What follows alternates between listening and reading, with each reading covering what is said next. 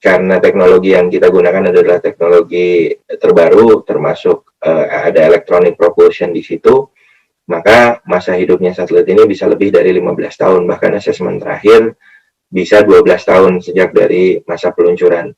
Berarti satelit ini akan bebas tugas dari 2019 tambah 20 tahun kemudian. 2039, jadi waktunya masih sangat lama, karena ini juga satelit yang relatif baru.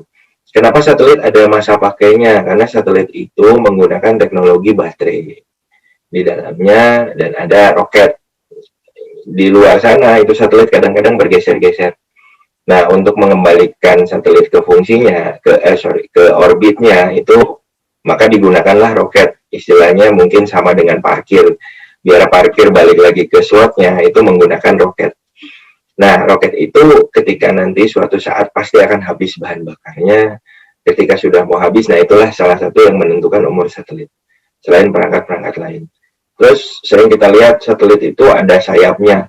Ini saya sekalian bercerita tentang satelit mungkin. Pak Koco mudah-mudahan bisa mengupdate teman-teman di desa bahwa ternyata teknologi satelit itu seperti itu. Satelit itu sering kita lihat ada sayapnya seperti ini. Nah, ini sebenarnya bukan sayap. Ini adalah solar panel. Jadi ketika satelit ini mendapatkan cahaya matahari, dia akan nge-charge baterainya dan itu digunakan untuk operasional satelit sehari-hari. Nah, baterai juga kan seperti kita ketahui bersama ada masa pakainya, tidak mungkin terus-terusan bisa bertahan. Nah, itu juga yang salah satu yang menjadi ukuran berapa lama satelit ini bisa bertahan di cuaca yang sangat, suhu yang sangat ekstrim. Nah, kadang-kadang karena ini kita bicara juga orbit, satelit itu kadang-kadang kena yang namanya seperti gerhana lah. Seperti gerhana sehingga kehilangan power. Terhalang oleh bumi untuk mendapatkan power dari matahari, itu biasanya kita namakan sun outage. Ketika terjadi sun outage, biasanya satelit ada kendala 1 atau 2 jam.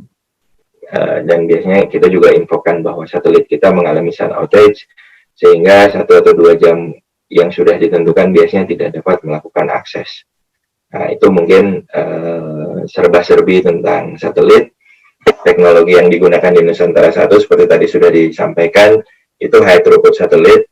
Apa itu high throughput satelit? Kalau dulu satelit konvensional itu misalnya dia melingkupi seluruh Indonesia.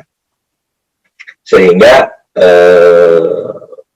ini kurang lebihnya sama dengan TV nasional, menggunakan satu frekuensi untuk dipakai di seluruh Indonesia. Jadi dimanapun lokasinya di Indonesia, itu menggunakan frekuensi yang sama, sehingga tidak bisa dipecah-pecah. Nah, kalau HTS ini berbeda. Ini punya beam sendiri.